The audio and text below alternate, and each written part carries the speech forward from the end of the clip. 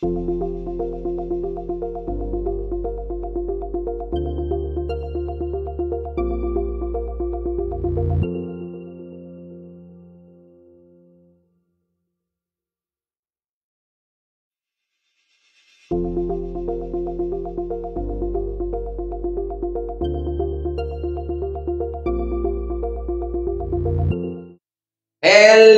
Dramifa! Magandang hapon sa inyong lahat. It's been a while.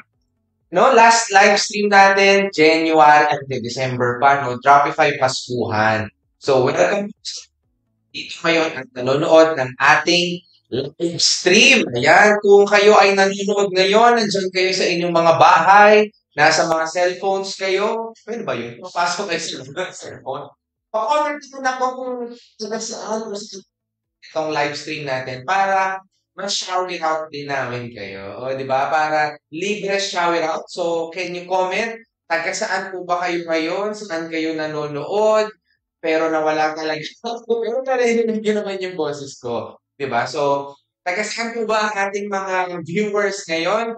Kami po, no? Kami sa mga hindi pa nakakalam, ang office namin, head office namin, nandito kami sa Quezon City ngayon. So, kayo ba?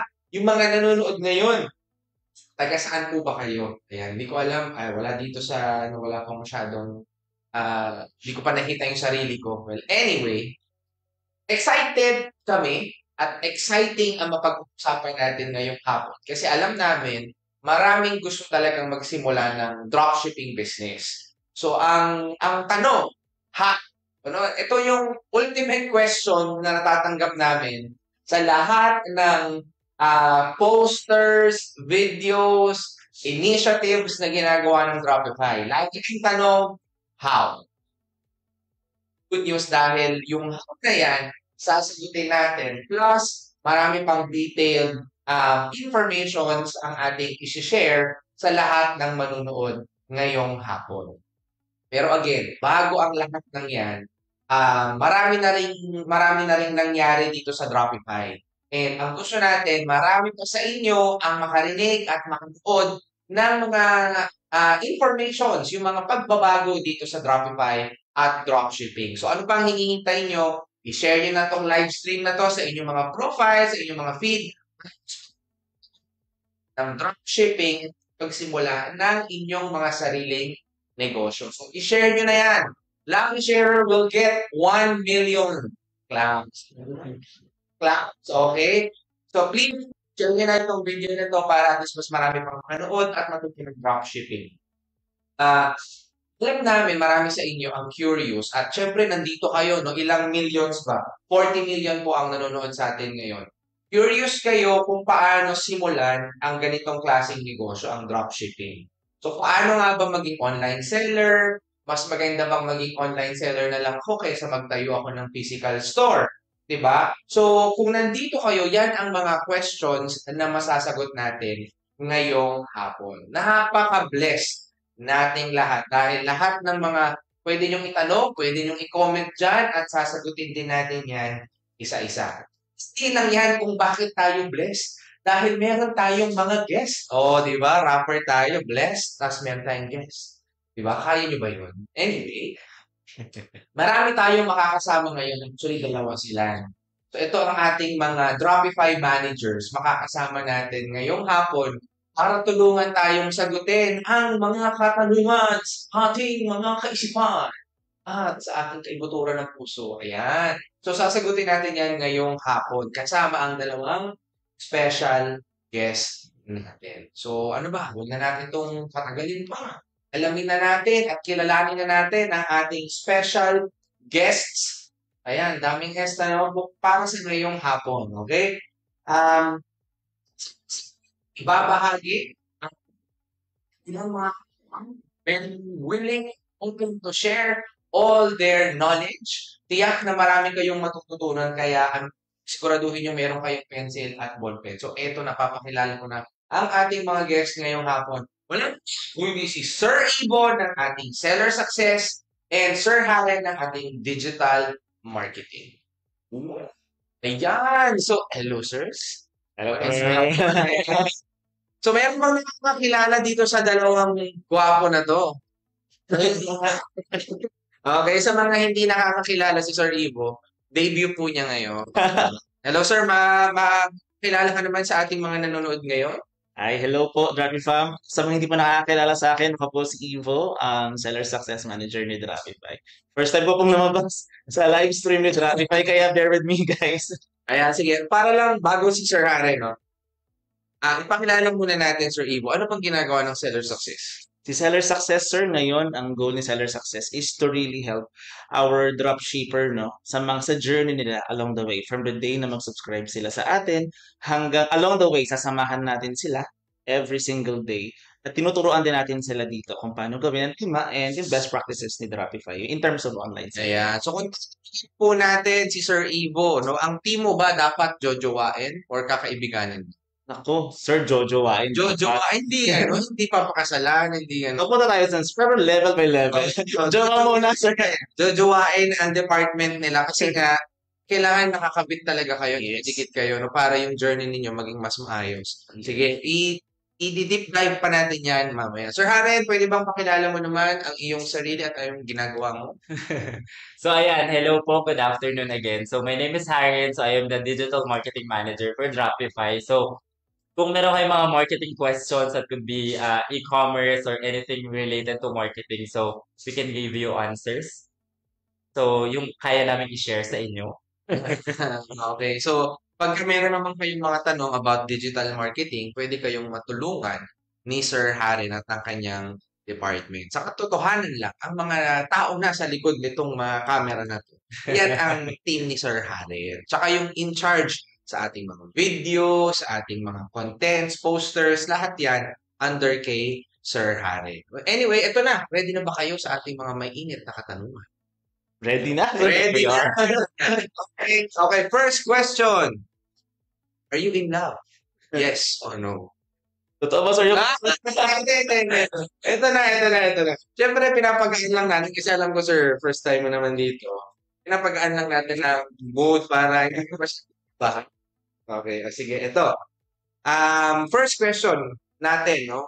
Any one of you can answer.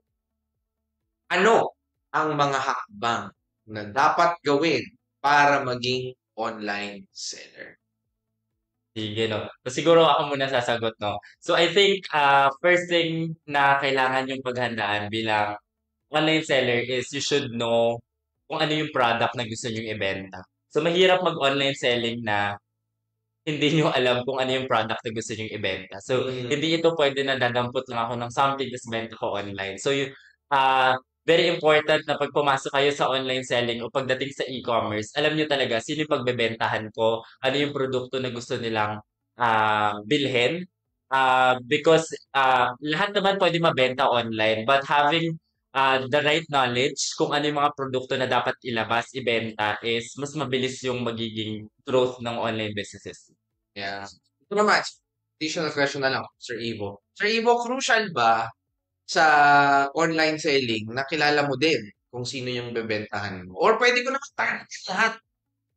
Shoot everyone, parang ganon, target everyone. O ikaw, kung sakaling ikaw ang magiging online seller, would you rather choose na lahat na targetin mo o specific target market? Mas maganda, sir, actually, the best practice is to really know your customer. Aside from knowing what your products, ano yung mga gusto mong product na ibenta, best din also is to know your marketplace kung saan ka magbebenta. And very crucial that you also know kung sino yung mga magiging customer mo. Kasi una, in terms of marketplace, kasi mahirap kapag medyo lahat gusto nating itry. We want to sell in Lazada, we want to sell in Shopee, we want to sell in TikTok, no? Pero hindi naman tayo capable na kaya natin gawin yun all at once. So we have to really select muna kung kung ano yung strengths ko. For example, I'm into content creation, then I can try TikTok. Kung medyo mahaba na may presensya ko in terms of ROI, I can try Lazada or Shopee.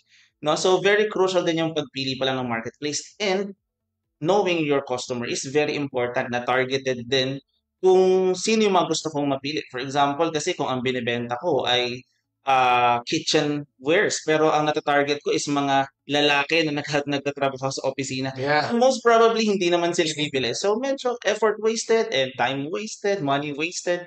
Kaya, importante pa rin that we really should know who our customers are. Okay, ito for Sir Harry naman. Sir Harry, meron bang difference ng target market pagka sa iba't ibang platforms? For example, dun tayo sa top natin ng mga marketplaces na Mhm. natin pinagbebentahan. Shopee, Lazada, TikTok. Iba pa ba yung target market dyan based sa financial capability? Dun muna tayo.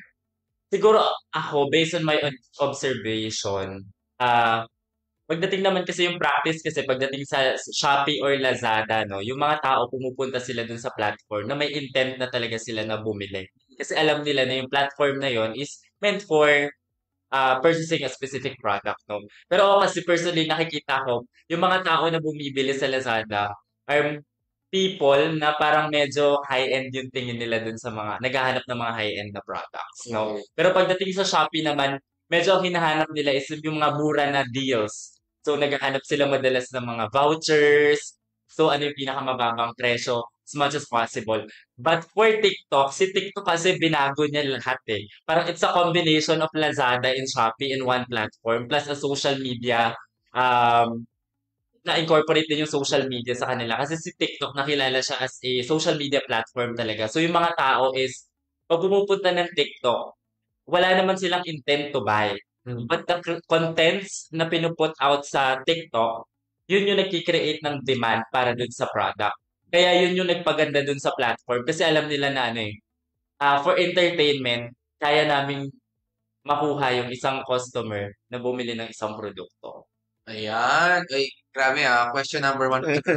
Mag-follow-up questions lang tayo. Pero, ang dami na nating makukuha. So, hopefully, lahat na nanonood ngayon, talagang take note nyo ito. O pwede nyo i-review. Tama ba? Pwede nyo i-review itong live stream natin na to para at least maintindihan nyo pa ng todo-todo. Kasi alam ko marami sa inyo nagtanong na, nag-iisip pa, or talagang interesadong gawin. So, stay on this live stream. Marami pa tayong matututunan. Sir, sorry. May question naman ako. For you naman ito. Okay. I think you're the best person to ano, to answer this, no? Kasi sa pag-start ng online business, bukod sa audience, bukod sa product, of course, pinaka-importante is budget. Sa tingin niyo, sir, ano yung tip na mabibigay niyo sila pagdating dun sa budget in terms of cash flow also? Okay. Pagdating sa budget kasi, ako, ewan ko kasi ako licensed financial advisor. Pagdating sa budget kasi, alam natin dapat kung ano papasukin natin. So, ang dropshipping kasi, for me, as I have been in this industry for 4 years, this is a business. Hindi ito part-time lang na susubukan mo lang, tapos ayaw mo na. So, you really have to be ready financially. So, kung ako tatanungin ninyo, budget, dapat ba meron akong budget? Yes, number one. Gaano kaging budget ba kailangan ko? For me, at least 3 to 6 months worth of subscription. Yan ang pinaka-ideal budget. Ngayon, pwede pa, kailangan pa may extra budget pa ako? For me, yes. Para saan yan? Sa mga marketing na gagawin ninyo, sa advertising. Kasi very crucial ngayon. Kasi sa atin naman, wala naman na tayong gagastusin sa rent. Tama? Wala na tayong physical store, di na tayo magpaparenovate, di tayo bibili ng furniture, di tayo bibili ng printer. So the budget that we will be saving sa isang physical store, pwede natin gamitin yan sa marketing natin kasi yun ang magiging trabaho ng isang online seller. So, general muna tayo, online seller. So doon ko gagamitin. Kasi ang labanan sa online selling is traffic. Pagka wala traffic, hindi ka nakikita online, hindi ka makaka-generate ng sales. So crucial yun. So for me, budget, 3 to 6 months subscription. Meron kang extra budget for marketing and advertising. Siguro, in a month, meron kang malinis na 3,000, 5,000. Okay na yon to start. Tapos, dahan-dahan siya scale. So, nasagot ba ng host? Ang Bumalik sa host eh. Very interactive, no?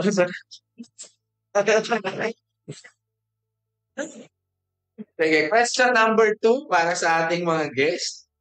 Ano naman ang mainam na paraan para magbenta? Ay, so, ito pwede to kay Sir Ivo. Yan. Ano ba ang tingin nyo? Kasi pwedeng paraan in platform or outside platform. Kung kayo tatanungin, ano ba mainam na paraan para magbenta? Yan, sir. Yung siguro best practices, actually nagva-vary yan, sir, depende kung saan platform gusto mo benta ng online seller. No? So, importante, pinakamainam pa rin, yung nabanggit nyo kanina, sir, is to importante yung pag-generate ng traffic sa isang online store. Kasi again, without the traffic, wala kang i-convert eh. Kapag wala kang convert, wala kang generate ng sales. So importante, yun yung best practice, traffic. At paano kung mag-generate ng traffic? May mga platform naman na nag-o-offer ng mga content creation like TikTok. If you are into live selling, you can also do live selling. So marami tayong mga best practices na pwedeng sundin para makapag-put up ng magandang awareness and brand awareness in terms of your online presence, sir. Okay. Parang bihasa talaga si Sherry. Kasi hindi niya first time. Ang take mo dito. Sir, actually may dalawang way, no? So, number one is organic marketing. So, ang kagandahan lang kasi talaga dun sa mga platforms natin like TikTok, Lazada, Shopee. So, meron na silang mga in-platform marketing initiatives na pwede natin magamit. So, for example, alam naman natin na yung mga tao online. So, for example, yung behavior ng mga tao, even tayo pag bumibili, so, yung hinahanap natin, vouchers, hinahanap natin is free shipping.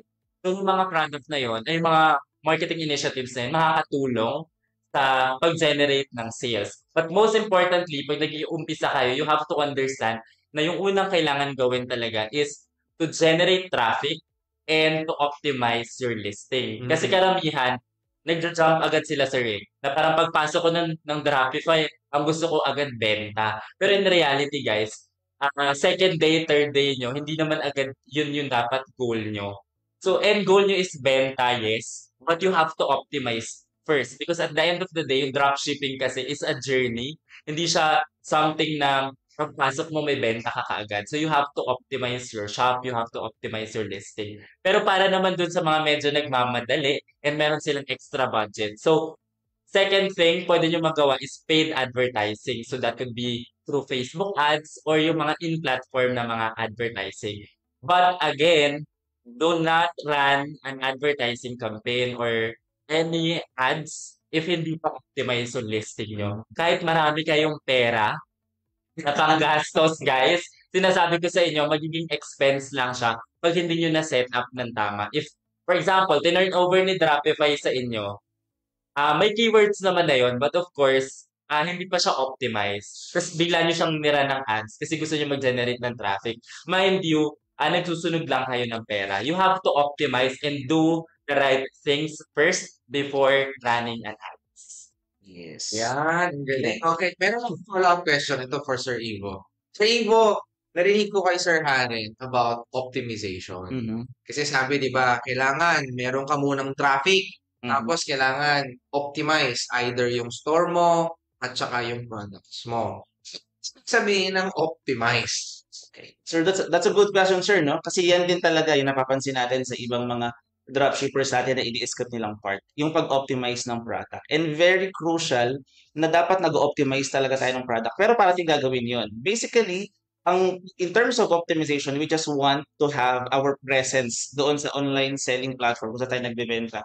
For example, kapag nag-search yung mga buyers natin ng specific keyword, dapat nakaka-capture ng produkto mo mismo yun. Kasi kapag, for example, nag-search ang buyer, ang binibenta natin ay bedsheets. Ang search niya, malambot na bedsheet. Okay. And then wala tayong malambot na keyword. So nilalagay natin doon sa listing natin, hindi magiging visible yung product natin kapag yun yung specific na keyword na nilagay ng mga buyer natin. So we have to, pero tayo mga pwedeng maggamitin ng mga optimization tools para matulungan tayong mahanap pa. Actually, sila Lazada and Shopee are also offering yung mga most commonly searched na keywords na pwede natin i-incorporate sa listings natin, which is very helpful. Yeah, so yun pala yung ibig sabihin, no? Yung one aspect of a product being optimized is dapat meron kang keywords doon sa description or product title mo. Yes. Yeah. So sa lahat ng mga nanonood at dropshippers na,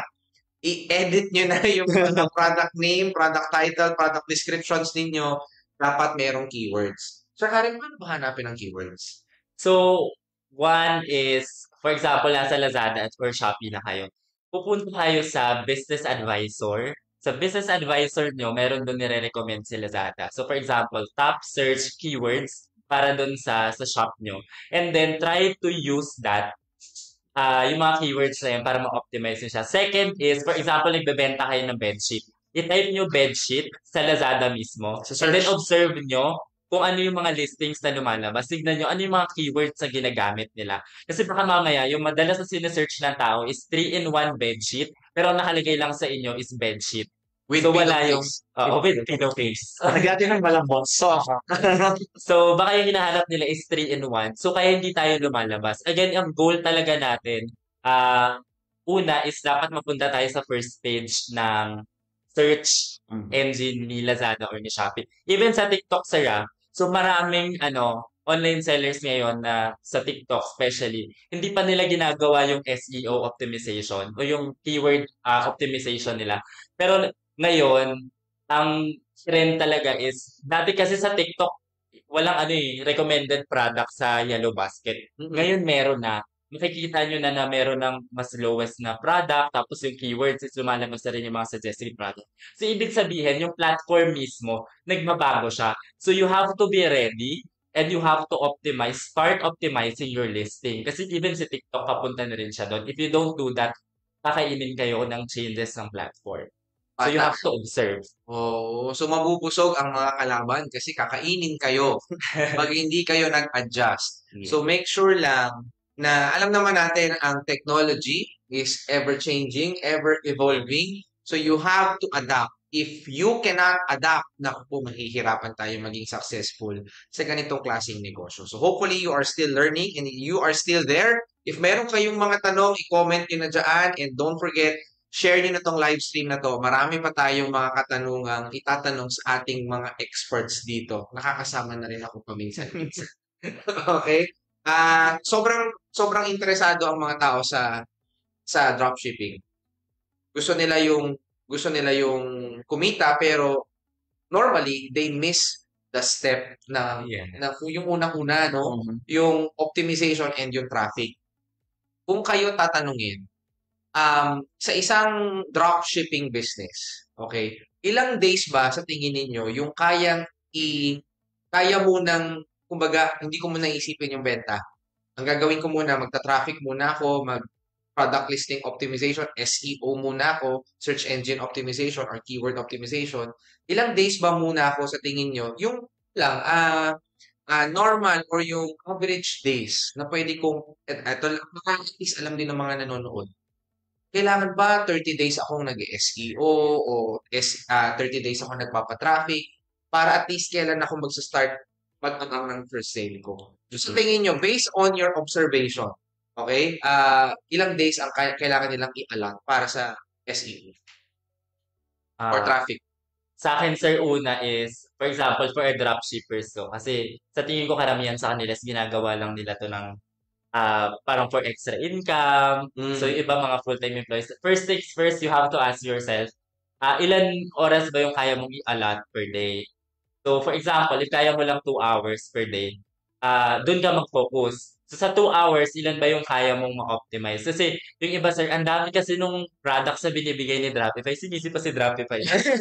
Kasalanan talaga sa mga sir. Kaya naman siya Libo-libo yan in terms of variations. Okay. Million worth of inventory. Okay. Yes. So, di ba, ang dami kasi nung products na na-upload sa shop nyo.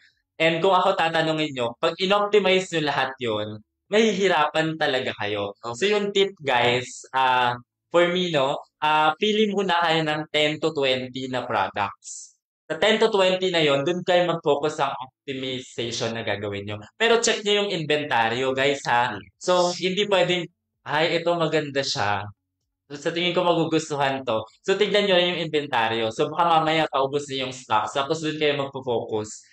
So, medyo sayang yung magiging effort. So, piliin nyo muna, mataas na inventaryo yung sa tingin nyo mag-work para dun sa target market nyo. Then, focus on the 10 to 20 SKUs, then optimize nyo siya. I think 2 weeks is enough para ma-optimize mo yung shop mo. But you have to focus on that.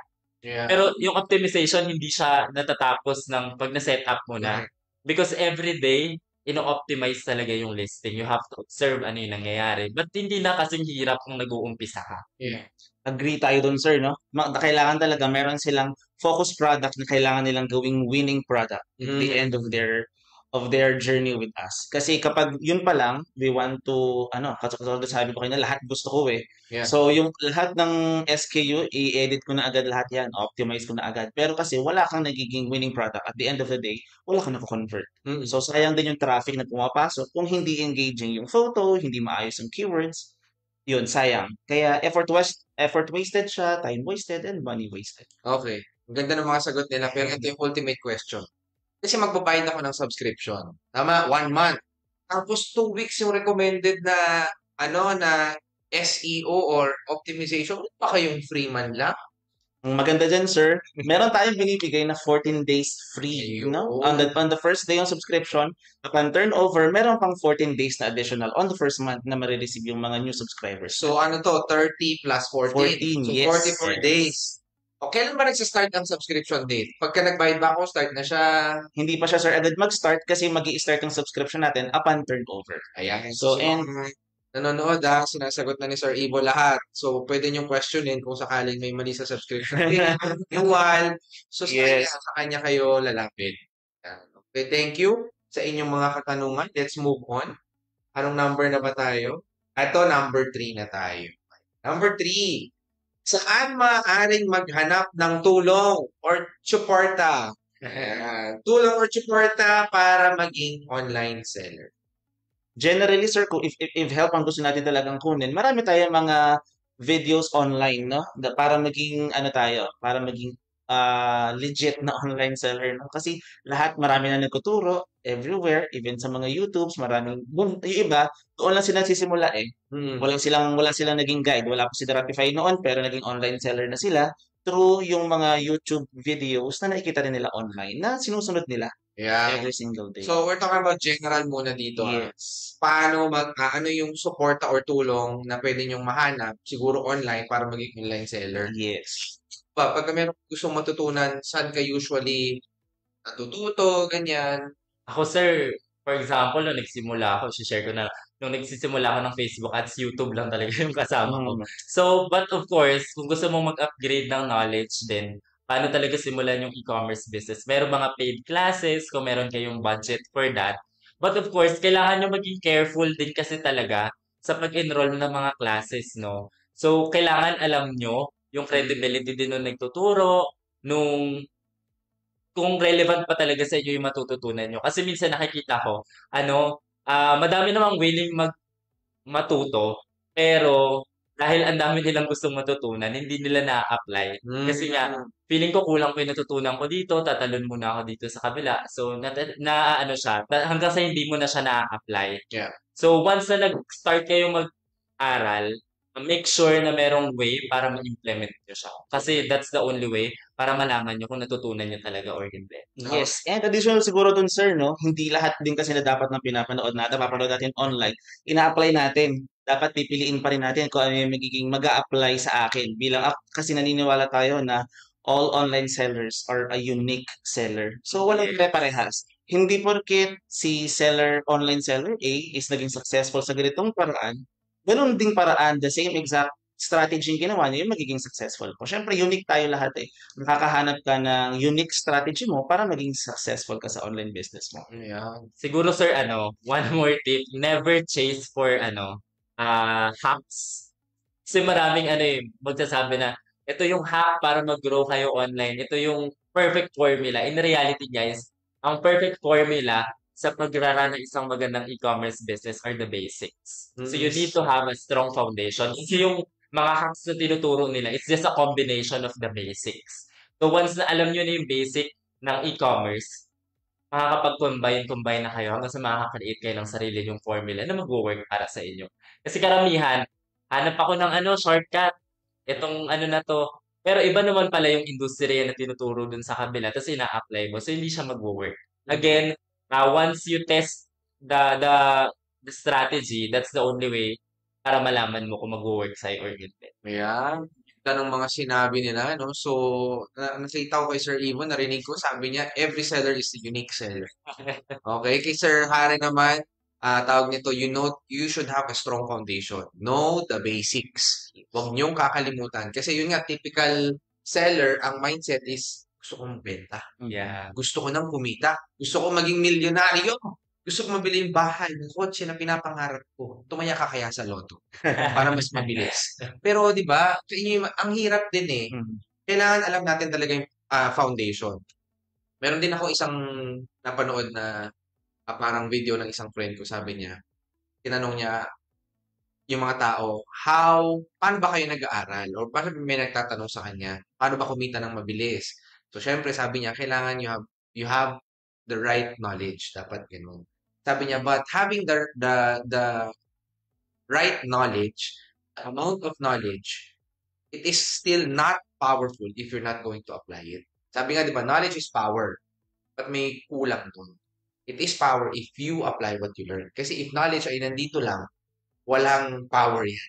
Walang magagawa yan kasi nandito lang sa loob ng isip. So, guys, if you want to do something, learn and start doing it. Kaya nga 'di ba sa science, 'di ba yung mga estudyante rin naman tayo, merong lecture tapos may practical exam agad, may Yes. application. Kasi doon tayo matututo. Ganon din sa driving. Pag hindi mo na experience, mahihirapan ka. Kaya nga 'di ba pag nagbabike ka, matututo ka pag nasugatan ka na. So, ganun din sa online selling. You have to risk. Merong mga risk na kailangan mong pagdaanan and it will be part of your journey. Okay? So, that's question number 3. Yun. So, galing. Ganda-ganda. Okay, punta tayo sa ika-4 na katanungan. Ano ang matutulong ni Dropify? Ayan, dito na tayo kay Dropify sa mga aspiring online sellers.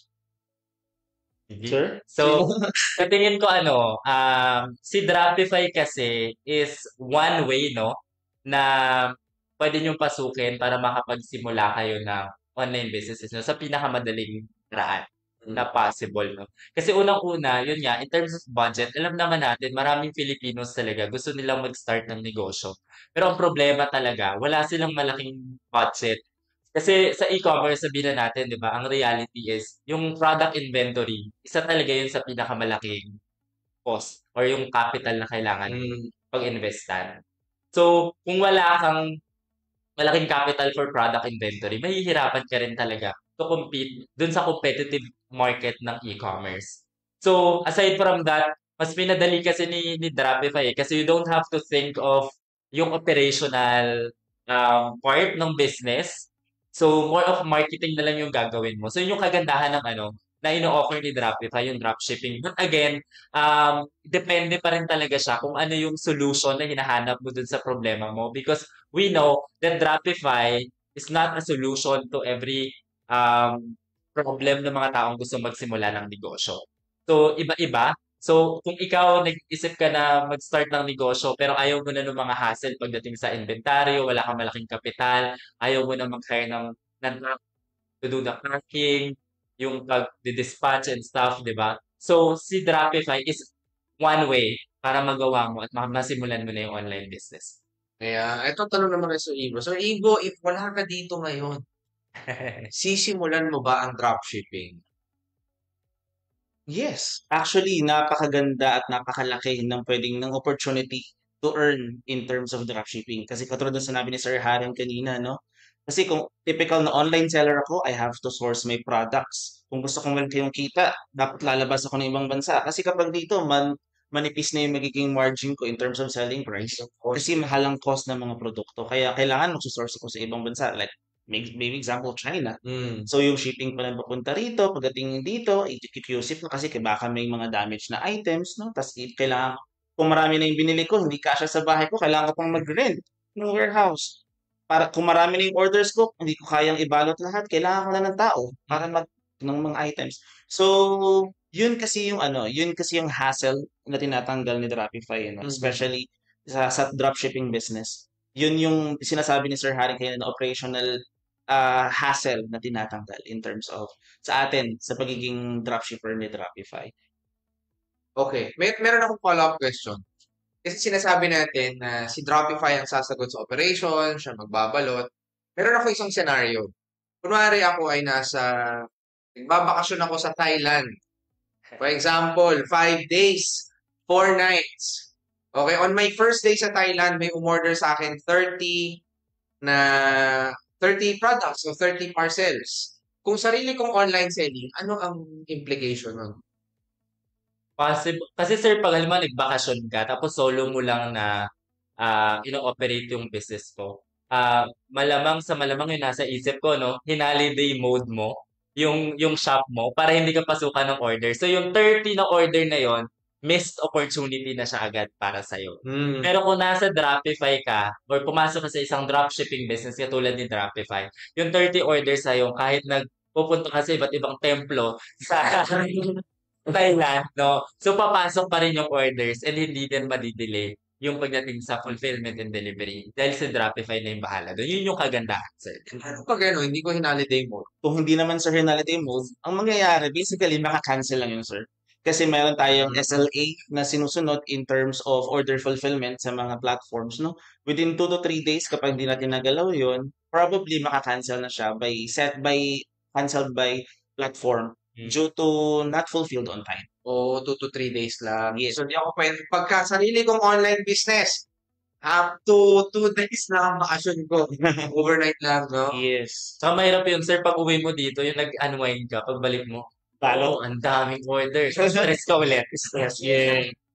Yeah. Sabi, hindi ba dapat pag nagbabakasyon tayo, pagbalik natin, refresh? Ito, hindi. Pagbalik mo talaga, cancel ka na yung kayo naman. Okay, so yun tinitingnan pala ng dropshipping with Dropify, yung mga ganong klaseng proseso. Kasi may mga ibang tao, hindi pa nila nakikita yung ano ba, kagandahan, yung benefit, yung solution na pwedeng makuha nila pagka nag-online sell sila with Dropify. Dropshipping ang tawag na. Ano? Okay. Next question. Last question to, tapos sasagot tayo ng konti sa chat natin. No? Okay. Sige, next question. Question number 5. Paano nila makakamit maging online seller through dropshipping? I think, madali lang naman. So, di ba, subscribe ka kay Dropify. So, meron kami monthly subscription fee. So, very transparent naman tayo pagdating dun, sir, no? So, meron kayo babayaran monthly dating kay Dropify. Pero yun nga, at the end of the day, you have to assess muna yung sarili mo. Capable ba ako to do dropshipping? Kaya ko pa talaga yung mga risks na kasi very transparent naman eh, yung Dropify. Hindi naman namin sinasabi sa inyo na kung pumasok kayo dito, uy, bukas milyonaryo ka na. Uy, bukas katulad ka na ng mga dropshippers namin na kumita ng 6 digits. Hindi siya ganon. So, ini-explain talaga namin na in a way, mahirap yung journey, pero mas pinadali siya kasi may kasama ka. So, you have to ask yourself, kaya ko ba talaga yung mga risks na yun? And gusto ko ba, committed ba akong gawin yung mga steps para maging successful sa dropshipping? If yes yung sagot mo, the only way para magawa mo yan is to subscribe and to test if it will really work for you. Pero kung hindi, pag-isipan mo muna ng mabuti. Yes.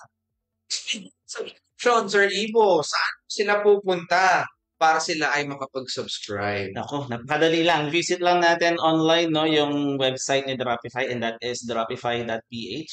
Nandyan, makikita nyo na, meron tayong variety of product catalogs na kung ano yung niche of kind of items na gusto mong ibenta. Kung if you are into shoes, we have the sneaker catalog. If you are into kitchenwares, we have the all about kitchen and so on. Iba-iba yan. At ginrope na namin yan sa inyo para mas madali kayong mag-target ng mga specific customers na gusto nyong i-target.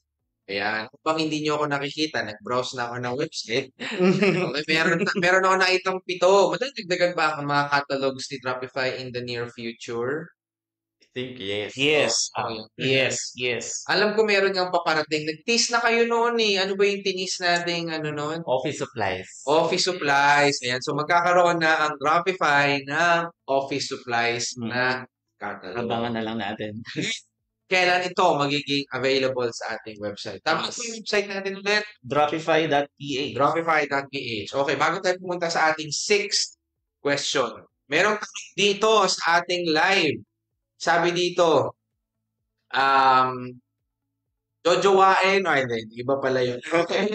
Ang tanong dito, kasama po ba sa subscription yung training sa pag-optimize ng store? Tanong ni Christine Vivero. That's a good question. Hello, Christine, kung nasaan ka man ngayon, no? And Actually, yung training in terms of optimization, merong actually ginagawa si Therapify, no, para matulungan kayo kung paano mag-optimize. Pero yung actual na optimization, sa inyo pa rin talaga siya. Pero, and abangan natin kasi maraming niluluto ngayon si Therapify in terms of mentorship.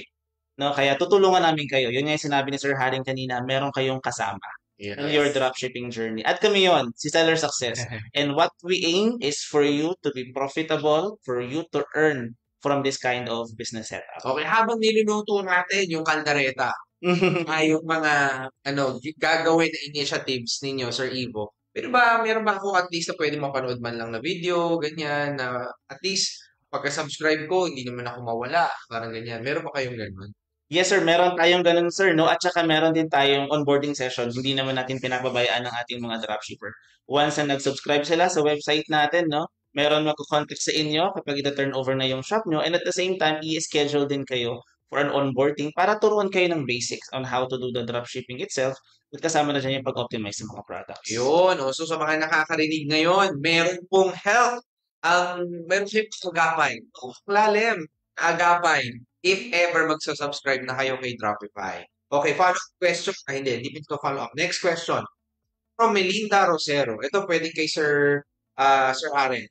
Sir Aren, in 3 to 6 months sa TikTok, how much ang kailangan sa budget? Pagdating sa budget, no? Ano bang natin? Subscription natin. 7,000. 7,000 monthly. So, subscription natin is 7,000 monthly. Pero kasi sa TikTok, sir, no, nakikita ko is, hindi naman to guaranteed, no? Pero, nandito kasi yung trend ngayon eh. So, yung based din naman sa sa naging journey ng ibang mga dropshippers natin, mas mabilis, in a way, yung naging journey nila sa TikTok para ma-reach yung at least break even or bumenta talaga sila sa TikTok. So, yun nga. First muna tanong mo is, kaya mo bang mag-live selling? Kaya mo bang mag-content creation? If hindi, pwede ka naman gumamit ng affiliate marketing. Pero kailangan, alam mo i-navigate yung platform. Tsaka, meron tayong meron tayong isang story dito, no, sa dropshipping, kay Dropify. Hindi siya marunong mag-TikTok. Ayaw niya ng TikTok. Kasi nakukornihan daw siya sa mga tao sa TikTok. Tapos nag-subscribe siya sa TikTok dropshipping ni Dropify. Not because gusto niya mag-TikTok dropshipping, but because gusto niyang umattend doon sa isang workshop na ginawa ni Dropify na exclusive for our subscribers lang.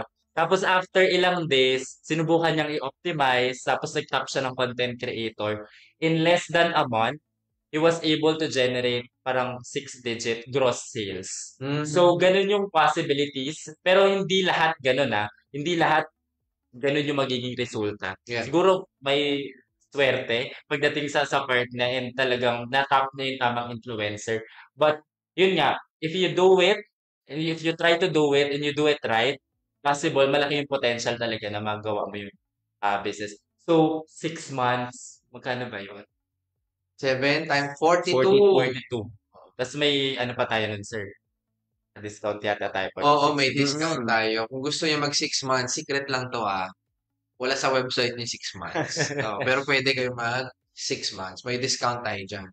Mag-message lang kayo sa website o kaya sa Facebook page ni Dropify. Okay, meron akong tanong. Sinasabi mo, Sir Harin, based on observation and data, mas mabilis ang ROI. Alam niyo ba ibig sabihin ng ROI?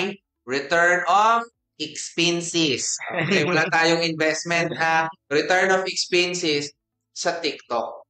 Gaano ba katagal sa TikTok yung average na naging successful dito? Mga 1 to 2 months? Tama ba? Mga ganyan? Yes. 1 to 2 months. Pagdating sa Shopee or Lazada naman, mga gaano katagal yung average na ROI, return of expenses nila? Dito medyo mas matagal kasi iba yung approach with Lazada and Shopee. Maybe around 5 to 6 months. 5 to 6 months. Okay. Pero again, magkaiba naman ng approach yan. No? So, kanya-kanya. Hindi porket mas mabilis sa TikTok, kung hindi ka naman marunong sa TikTok, pipilitin mo ba? Hindi. Dapat hindi. Diba? So, kanya-kanya pa din yan. So, you have to really know your capacity as an online seller. Okay. Meron pa ditong tanong. How much po ang subscription? Ayan, sa mga nagtatanong. Sir Ivo, kabisado mo ba ang Kabisado subscription natin yan, sir. natin? Kailangan. Okay, sige. So, subscription natin. Ayan. Yung subscription fee po natin nagva-vary yan, no? Depende sa platform kung saan yung gusto mag-subscribe. Lazada and Shopee, subscription natin monthly is 8,500. TikTok, 7,000. Ang ating Facebook, Shopify at WooCommerce ay tama ba, sir? 3,999. Ako, mag-aabono. Ayan. 3,999. Ayan. Kung gusto niyo naman malaman yung mga long-term subscription plans natin, pwede kayo mag-message sa Facebook page ni Dropify. Meron na tayong 65,000 followers. Beware po kasi may mga gumagaya ng ating logo. So, ang official page po natin may 65 to 66,000 followers na po. So, pwede po kayong mag-message na to know more about the details ng subscription. Okay. Next question natin dito sa ating chat. Sir Haren, magkano po ang dapat i-allot na budget for marketing? So again, depende ulit. Pag-usapan natin, for example, paid marketing ads, parang ganyan. So if paid marketing ads, so for example, pumunta po kayo for example, magti-Facebook ads kayo, ang daily budget minimum is 60 pesos. Daily So kung may budget kayo for that, so you can do Facebook ads, pero that's one campaign only for 60 pesos daily. But of course, very limited siya. Pero ako naman, I don't suggest naman na pag nag-uumpisa pa lang kayo, lalabas kayo ng malaking budget agad sa ads because once na nag-start kayo ng isang Facebook ads campaign, for example, isi-set up kayo, nasa learning phase pa lang yan, lalo pag bago yung yung Facebook ad account nyo, yung pa ni Meta, ano yung mga tamang tao na dadalhin sa'yo. Pero kung in-platform kayo, I think 50 pesos is enough for keyword optimization para ma-up yung mga listing nyo sa Lazada or sa Shopee. So, yun. But for TikTok, dito medyo mahal. So, sa TikTok kasi, pag nag-TikTok ads kayo, it's 1,000 pesos per day. So, medyo mahal talaga sa TikTok. But maraming case studies yung nagsasabi, actually, na nag-work kahit ganun kamahal yung sa TikTok. And malaki talaga yung malaki yung nagiging ROI ng mga advertiser sa TikTok. But again, it depends sa inyo kung nasa ang platform kayo. Pero kung halimbawa nasa Lazada, Shopee kayo, test muna in-platform ads before you i-try yung mga outside the platform na type of contents or yung type of advertising. So I think 5,000 to 10,000 medyo malaki na rin yun for marketing din. So, per day, around 50 pesos. Around 60 pesos. to 60. Galing. Okay. So, meron pa yung mga tanong dito pero masasagot natin to as we go along at sagutin yung ibang mga katanungan. So, may tanong dito lang yung isang hindi ko mabasa kasi junior lang yung nababasa ko. Kasi parang Arabo yung Sabi, sir, ang subscription fee po ba ay depende sa platform na pipiliin or depende sa product na pipiliin? Ayun, sir, nabanggit na natin kanina, no, yung ating subscription ay depende sa platform kung saan ka magsusubscribe. So, kahit anong catalog na gusto mong ibenta, iisa lang po yung subscription fee natin, depende sa platform. Again, Lazada, Shopee, 8,500, TikTok is 7,000, Facebook, Shopify, and WooCommerce ay 3,999 monthly. Yan. Okay. So, sana malinaw yan at nasagot namin. Kung nasagot namin yan, bigyan mo kami ng heart. Star. Star pala dito. Stars. Okay. Ito na. Balik tayo sa ating questions. Dito. Ano nga ba ang magiging benefit kung maging dropshipper than a typical online seller? I think medyo touch na natin yun. So, medyo i-refresh lang natin sila. Ano bang benefit? Sa akin, sir, una is less hassle pagdating sa inyo. Hindi naman namin sasabihin na no hassle kayo because end of the day, meron pa rin naman in terms of marketing. Pero less na, binawasan na ni Dropify para sa inyo. Mm-hmm. Second is, in terms of kasi pag online seller ka, tapos maliit yung budget mo, you will start small talaga. Pero with Dropify, we believe you can start big agad. Big in terms of product offering. Kasi hindi lang isang produkto yung may offer nyo. Hindi lang isang produkto na may multiple variations, but multiple products with multiple variations. So, magiging advantage din yon sa shop nyo actually kasi marami kayong options for your customers, di ba? Pag binisit nila, hindi lang isang produkto, meron pa silang pagpipilian ng ibang products dun sa mismong shop nyo. So, I think yun yung dalawa sa pinaka-advantage talaga pag pinasok nyo yung dropshipping. Sir, meron ka bang gustong na benefit? Siguro, yes, yes, sir. Actually, marami pa yun. Binanggit na rin natin kanina, no? In terms of tama yung sa Sir Haren, less hassle lang. Kasi bukod sa product offering, wide product offering, isa rin sa binibigay ni Dropify na less hassle sa part ninyo is yung fulfillment ng mga orders natin. No? So, hindi mo na kailangan isipin, katulad kanina, no?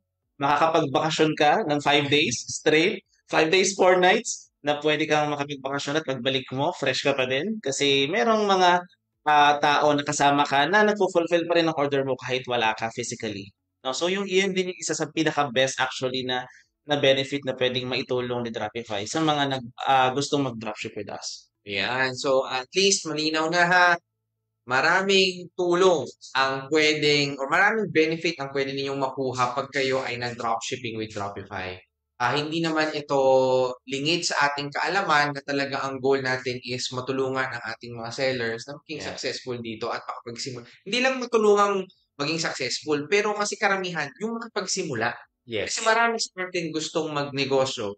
Hindi rin naman tayo, marami sa atin, hindi naman pinagpalad financially na magkaroon ng malaking kapital start ng negosyo. Ito na yung solusyon.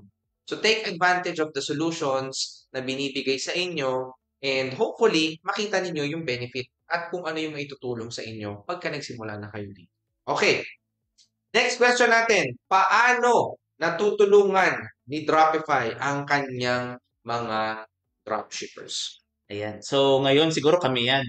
Yeah. Kaya lang natin Seller Success. Actually, kaya binuo si Seller Success. Para sa tanong na to, paano natutulungan ni Dropify ang kanyang mga dropshippers? So ngayon, katulad ng sinabi ko rin kanina, no, marami tayong niluluto na paraan kung paano pa namin kayo matutulungan para kumita sa business venture gusto nyo gawin with us. And that starts, of course, una, sa journey ninyo, kasama nyo kami every single day. Meron tayong onboarding session, meron tayong store audit, one-on-one, no? Kapag nag-subscribe ka on your second day, on your second month, automatic, you're eligible for a store audit. So, mag-request ka na, if ever. No? So, kapag naka-second month ka na, pwede namin i-check. Tulungan ka namin i-check kung so far, ano na ba yung magandang na-setup mo on your online shop? Ano ba yung kulang na pwedeng i-improve? No? And along the way ngayon, katulad ng sinabi ko kanina, meron pa tayong mga niluluto ng mga mentorship initiatives para sa ating mga dropshippers. And actually, siguro pwede nating banggitin yung Sellers Hub. Actually, meron tayong i-announce, no, ibibigay natin sa inyo yung Sellers Hub. Actually, itong Sellers Hub na ito, nandito na yung mga consolidated data. Pwede ninyong magamit in terms of decision making. Ano yung mga marketing tools na pwede kong gamitin curated to my platform. Wow. No? Pati yung mga product, ano yung mga best-selling products, ano yung mga hot items natin ngayon na bagong pumasok, ano yung mga items na maraming stocks, mataas yung opportunity to sell, lahat yon nandoon sa ating dashboard. Wow. Yes, yes. So, ang ano lang talaga is gamitin nyo. Yes. Yes. Yes. So, medyo magkakaroon ng yung kailangan nila mag-adapt kasi yung iba hindi naman masyadong sanay sa data. But the team is here. His team is here. Is here. Seller Success. So, kung medyo naguguluhan kayo, nahihirapan kayo sa nerd journey nyo i-navigate. So, you can ask question. So, hindi naman nangangain talaga si Dropify na kailangan afraid kayo. But be nice. Diba? In asking questions also. Kasi ginawa yung sellers hub talaga. Ako nung nakita ko yung mga data, no? As yung ma-experience na naman ako pagdating sa e-commerce. Very helpful siya. Kasi yun nga, makikita nyo ano yung trends, keywords na pwede nyo gamitin nung optimize kayo ng shop nyo. So, if nagamit nyo siya ng tama, I don't think may reason para hindi kayo mag-succeed sa dropshipping business nyo unless hindi nyo siya gawin talaga. Hindi nyo siya pagtrabahuan. Diba? Yeah. So, the data is there. The tools are available. So, it's up to you if gagamitin nyo siya ng tama or hindi. Yeah. Meron akong advice sa lahat ng mga nanonood ngayon, dropshipper man or magiging dropshipper pa lang, pag Dropify ang mag-email sa inyo, basahin nyo. Yes. Yan. Yes. Okay? Kasi alam ko naman sa ating typical Filipinos, hindi tayo masyadong mabasa. No? Lalo na, syempre, ang dami sa ating daily emails. Ano ba yung mga nag-email sa atin? Bangko, Grab, nag-email sa atin yun eh. Binubudol tayo. Pero si Dropify, hindi ka bubudulin. Tutulungan kang maging successful sa negosyo mo. So, make sure lang pag si Dropify ang nag-email sa inyo, basahin nyo. Yes. Siguradong helpful information or tool ang laman nung email na yan. Okay? So, make sure lang na mabasahin ninyo yung email. Okay. One more question bago tayo ulit sumagot ng ating mga tanong sa ating live stream. Okay. Question number 8. Ano ang mga pinakamabisang paraan para mag-promote ng online negosyo? Siguro number 1 sa akin is KKK muna. KKK. So, yun yung una. So, after nyo ma-optimize yung shop nyo, ang kailangan talaga guys is meron kayong reviews. Yan yung reality pagdating sa e-commerce ngayon. So, even naman tanungin nyo yung platform, si Lazada, si Shopee, si TikTok. Yun din naman yung isasuggest nila sa inyo na gawin. So, one is, kailangan nyo talaga ng reviews, at least 3 to 5 positive reviews dun sa listing na gusto nyong i-push. Bakit? Kasi marami pong tao na actually, wala na nga yatang bumibili ngayon online na walang reviews available. Kasi unang-una, tinitignan natin social proof. Meron na bang nakatry ng produkto? Happy ba sila about the product or hindi? So yung mga tao kasi ngayon online, sabi nila yung Gen Z daw, madali daw mabudol. Pero actually sa current study na ginawa, even sa Harvard, sabi nila yung Gen Z is one of the wisest um, Generation. bumibili na online. So, hindi sila madaling budulin in a way. Kasi nga maraming option sa market. So, inaaral nila yon. So, one thing para to convince them is yung yung reviews. So, pwede yung ibenta sa kamag-anak, sa kaaway, sa kaibigan, Bahay. so kapitbahay. So, yung mga bagay na yun is maliit na step siya in a way para makabenta kayo. And medyo hindi naman talaga yun yung pinaka-goal nyo, di ba? Pero at the end of the day, yung benta is benta pa din. And the review is very important pagdating dun sa listing nyo. It's better na merong review pagdating dun sa product nyo na galing sa mga kamag-anak nyo than zero. Kasi pag halimbawa in-ads nyo yan sa Facebook, kahit sobrang ganda ng listing nyo guys, pag pumunta yan from Facebook to shop nyo, ang unang i-scroll niyan is reviews. And if wala, kahit maganda photos, maganda videos, maganda ang product listing nyo, hindi pa rin sila bibili. Yeah. Lilinawin ko lang. For example, meron akong plants, no? Meron akong mga halaman na binibenta. Kunwari, meron akong 5 types of plants. Yes. 5 types. Pag sinasabi natin kailangan kong ibenta sa aking KKK, yung 5 na to ang bebenta ko o isa lang sa 5 na to? Pwedeng isa lang. Isa lang. Yes. Kasi yung naman for example, nasa isang product listing lang siya, pero iba-iba ng variation. Yung review naman is nandun sa product listing, wala naman dun sa variation. Yes. At pwede rin iba. Kung meron ka pa ibang product variation, pwede mo rin i-offer sa iba namang KKK. Yeah. Para at least hindi lang isang product listing yung nabuboost with your reviews na pinapagawa ng mga KKK. Doon pagka meron isang item na laging binibili sa'yo, Hero SKU. Hero SKU. So, sa isang store ba, dapat ba meron kang isang Hero SKU o kaya ba ng madaming Hero SKU based on your experience? Kaya ba ng isa lang? I think better kung mas marami. Yes. Pero if meron ka ng isa pa lang for now, that's a good start. Pero mas maganda kung merong mas marami. Kasi pag halimbawa yung Hero SKU mo o yung Hero product mo is na out of stock. So medyo mahihirapan ka din para pag nawala yung product na yun. So once na nakapag-build ka ng Hero SKU, don't stop there. So build ka ng another Hero SKU. So ganun naman siya. Sabi nga nila sir, di ba? Pag na-reach mo na yung first million mo, madali na yung second million and yung first billion. So parang ganun din siya. So pag na-build mo yung Hero SKU mo, mas madali na yung second and third na pag-build mo kasi alam mo na kung paano siya gagawin. 감사합니다. Okay, punta tayo sa mga chats natin. Okay, may tanong dito. Ito para kay Sir Imo to. Tanong ni Trisha Aquino Manuel. Kung nasaan ka man, Trisha, good morning. I think morning? Hindi ko alam. Kasi ang tanong niya, what if pag nasa other country po and gusto po mag-dropship sa PH, possible ba siya?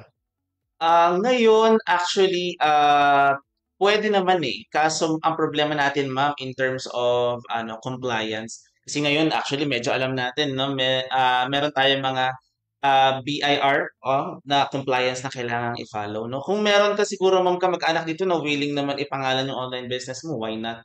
Pero sa iyo pa rin naman yung business, no? Pero kailangan kasi meron tayong someone na nandito na makakapag-comply kasi meron tayong mga legal documents Yeah. na kailangang i-file if ever. No? Pero pwede naman. Yeah, okay. Sagutin natin yung mga legal documents mamaya. Later. Yes. Okay, i-discuss natin yan. Pero, just to answer you, Trisha, possible. Yes. Possible pa din. Okay? So, yun, ibig sabihin, pwede kayong mag-ship internationally ng mga products si Dropify? In terms of shipping, locally lang tayo mag-ship. Pero pwede kang magbenta kahit wala ka sa Pilipinas. Okay, so ibig sabihin, yung mga target customers ko dapat Nasa Pilipinas. nandito pa din sa Pilipinas. Yes. Pero pwede silang mag-dropship kahit nasaan sila. Yes. Yes. Part ng mundo. Yes. South Africa. Kung may internet. Yes. Di ba may mga products na nakakarating na South Africa? Yeah. Pero dito hindi. Dito lang sa Pilipinas. Yes, dito lang. North Pole. Kung may internet, Kung may yes. internet, South Pole, pwede rin. Anyway, sige. Next question natin. Sabi, this is from Shin Chu. Hello, good afternoon. How can I ensure quality control and customer satisfaction when I'm not handling the products myself? Okay. In terms of quality control, no, and ngayon, ma'am, yung mga product na sinasource out natin from different suppliers natin ay dumadaan sa quality checking sa ating warehouse. So, hindi naman yan basta-basta kapag binili natin sa supplier natin, pagdating sa bodega, lagay agad sa mga racks. Meron tayong inbound team under quality checking para i-check ng maigi yung mga produkto natin bago natin ilagay sa racks para the time na ma-orderan kayo, sure tayo na yung mga product na yun ay in good condition na lalabas ng ating warehouse. Okay. Kasi ito, isa yun sa mga kinakaharap na problema ng dropshipping. Isa yan actually sa mga out of control ng mga Yes. dropshippers na wala silang physical product, 'di ba? Na so hindi nila alam kung maganda ba talaga yung quality.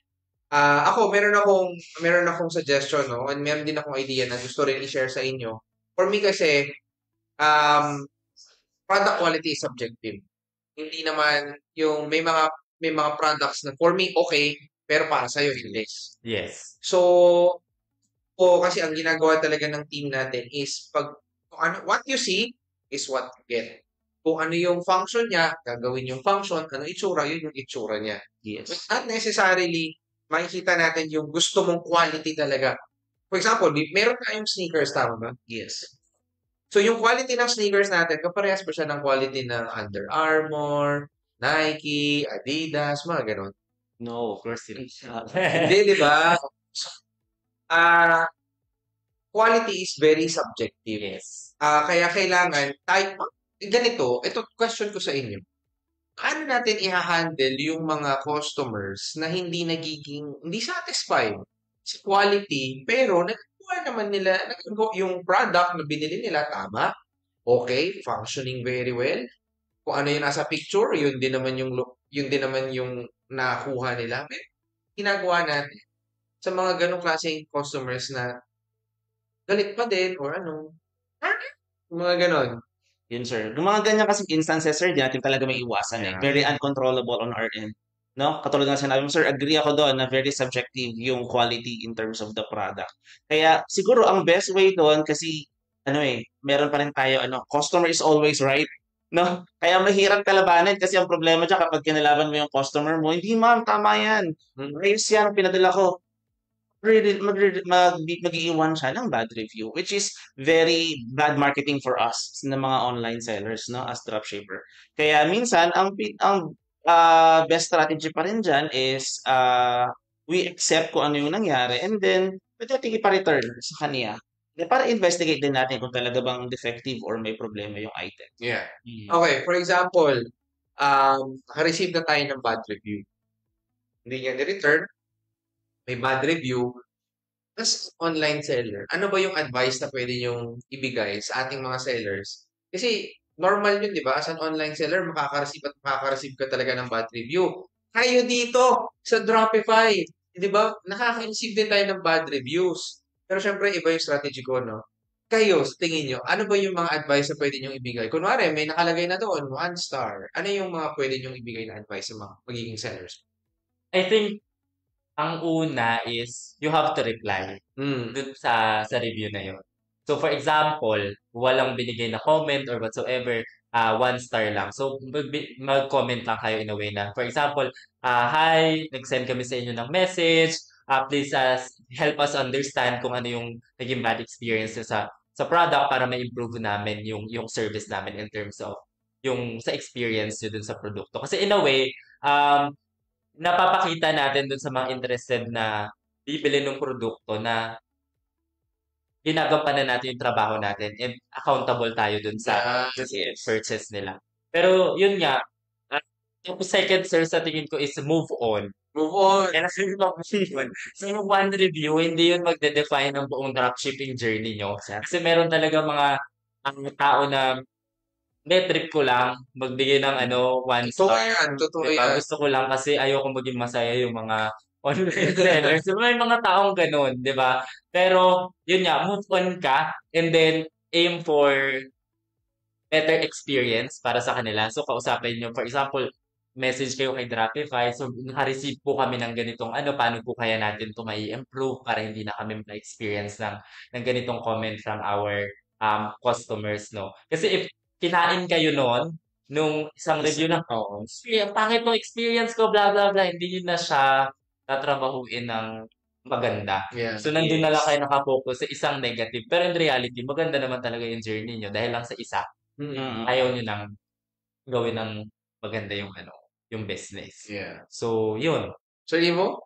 Ayun. Advice? Oo, siguro additional na lang doon sa sinabi ni Sir Haren, no? Huwag talaga tayo mag-focus doon sa isa. Kasi kapag naka-receive tayo ng isang bad review, pwede na natin yung tabunan ng 5 o 10 pang good review kasi hindi naman, again, hindi natin talaga siya control. Lalo na yung magte-trip lang talaga yung buyer. No? So, hindi natin siya may iwasan. Pero we are there, again, we are there to help you. Pero at the end of the day, kayo pa rin talaga yung sasagot dun sa customer. Kayo yung magbibigay sa customer nyo ng magandang journey kahit na in a way, medyo hindi maganda yung naging na-receive nilang produkto. Yeah. So, kaya kailangan we give our customer the best journey pa rin kahit na ganun.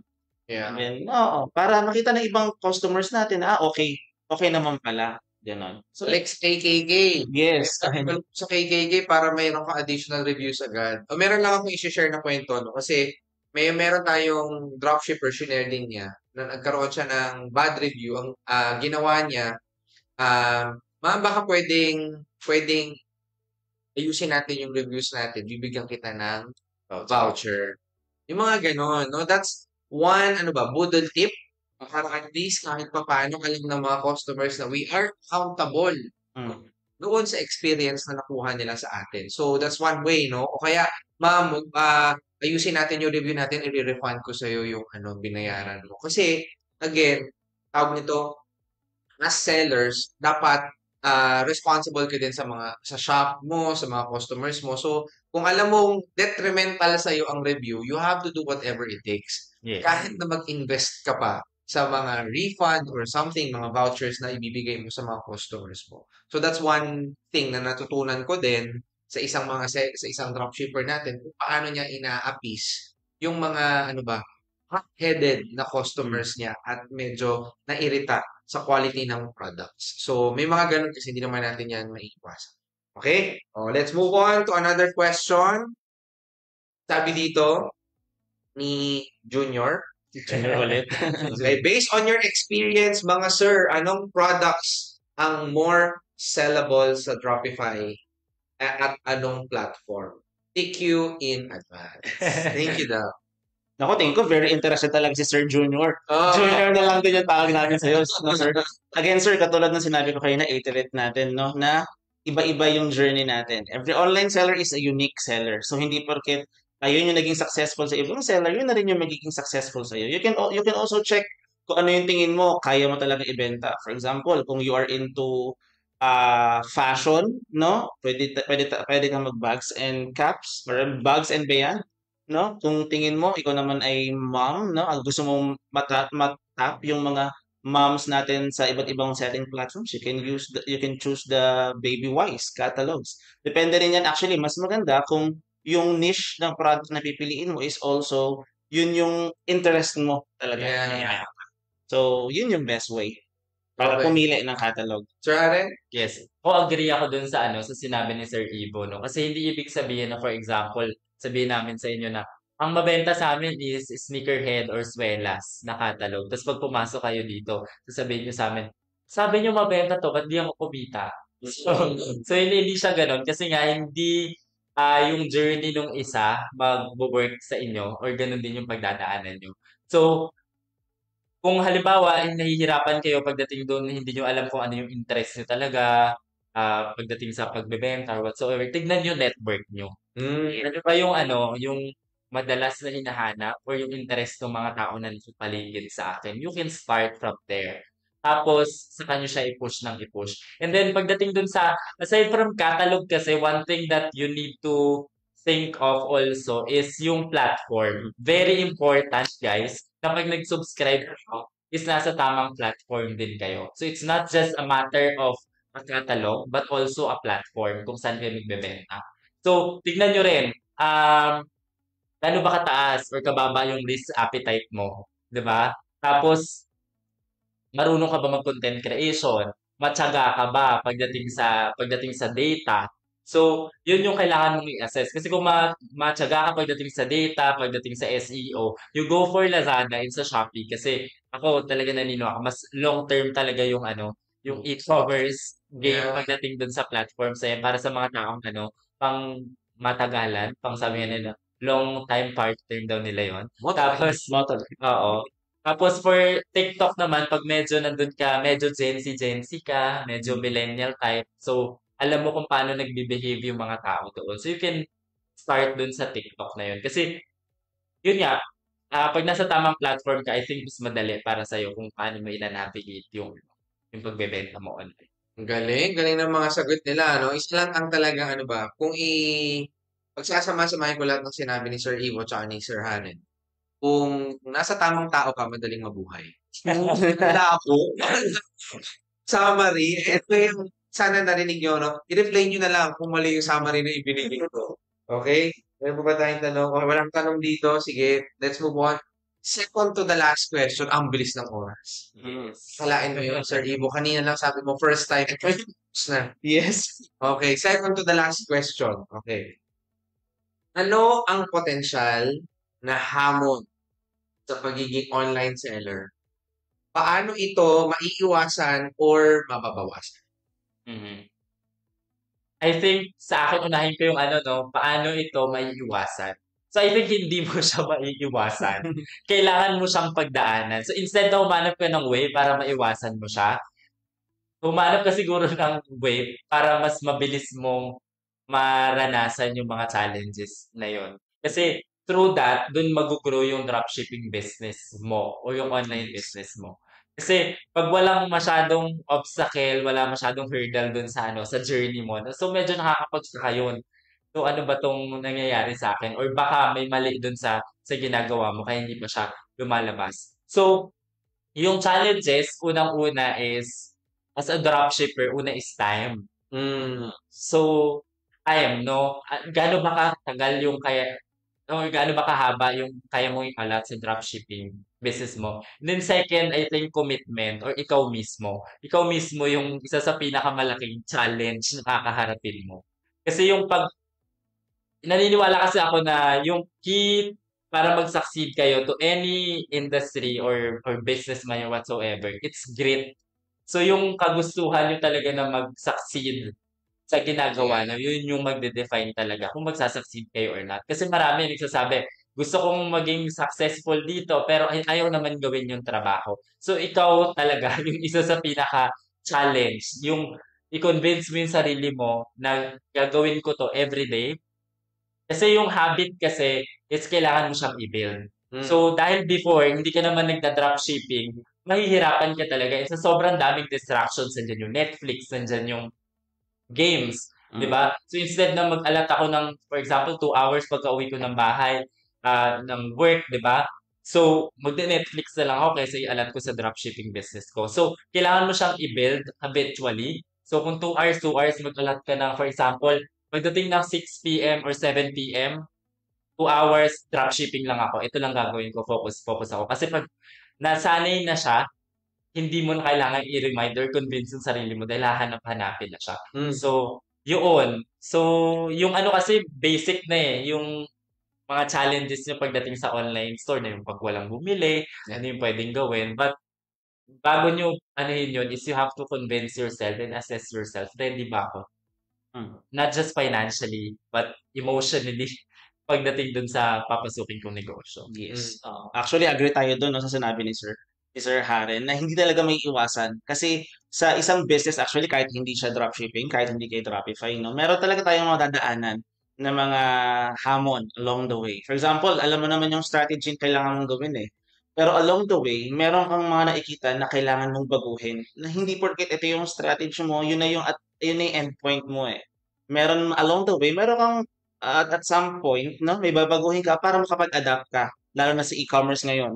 Very, mabilis magbago yung trend. With Shopee and Lazada, nagpapunta na rin sila sa live selling. Yeah. 'Di ba? Meron na rin silang video content na nilalabas ngayon. So we have to adapt.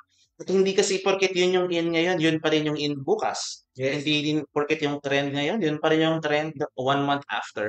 So that's a challenge that na kailangan natin talagang harapin at hindi natin siya maiiwasan. We just know how to adapt at along the way, kailangan marunong din tayo mag-allocate ng mga resources natin like yung time.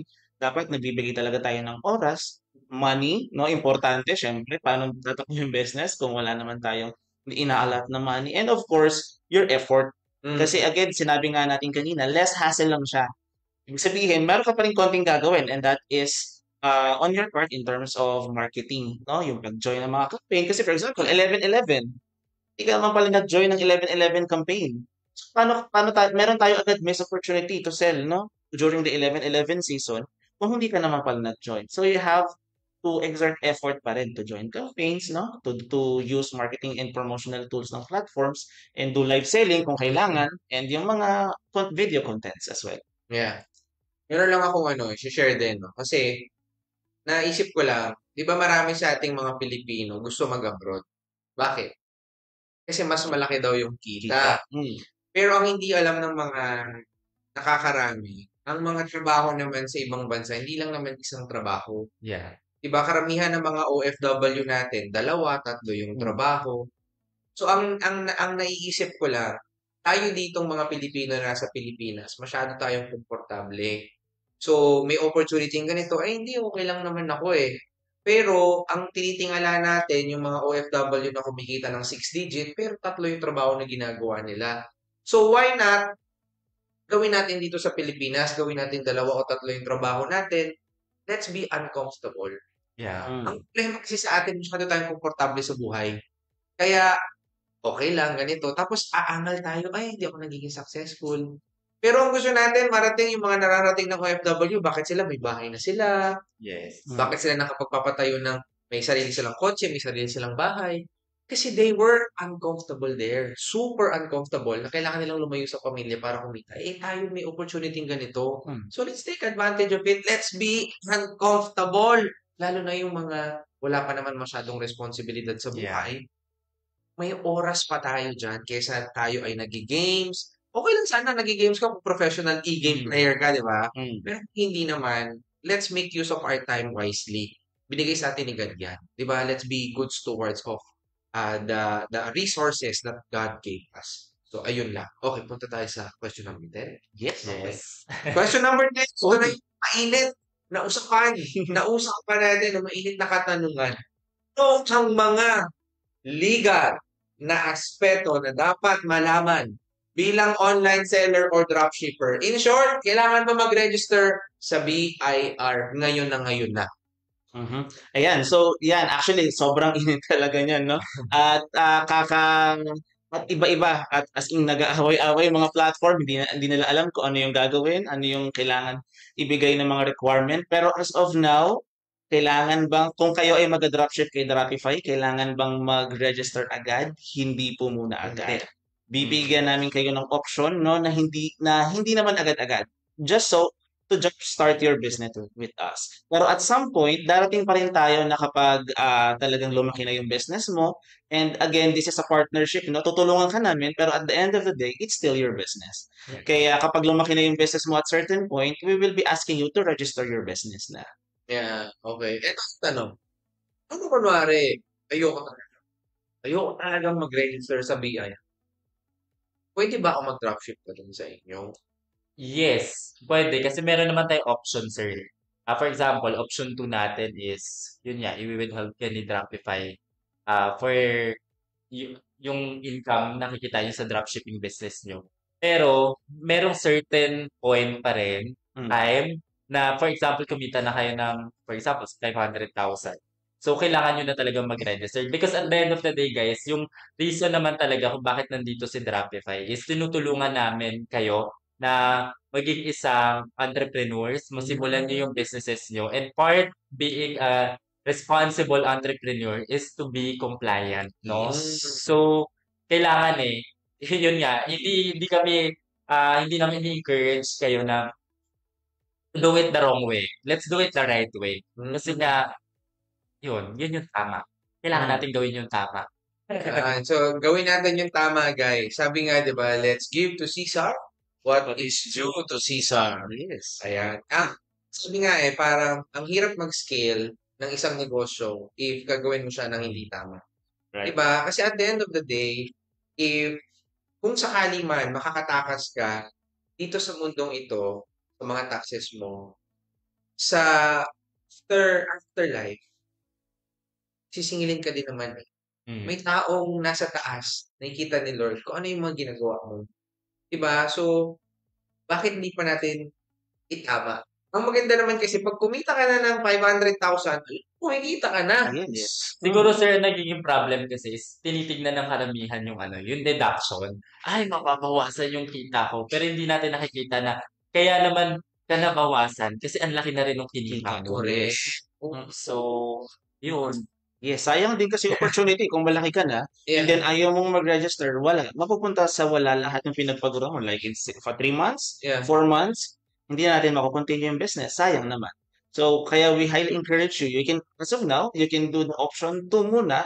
No, I know some of you guys are familiar enough just to jumpstart with your business with us, and then along the way, as you progress and to really earn from your business, no, we will be requiring you to register your business na talaga. Ayan. So, narinig nyo na guys, hindi naman siya required na mag-register agad. Pero at some point, Yes. they will be required to Yes. register. Okay? Just to jumpstart, hindi muna. So, pwede pa rin kayong magsimula kahit wala pa kayong BIR, wala pa kayong resibo, mga ganyan-ganyan. So, for more questions or infos na kakailanganin nyo regarding taxes, pwede kayong mag-message sa aming Facebook page para masagot namin kayo in detail. So, hopefully, nasagot ang inyong mga katanungan.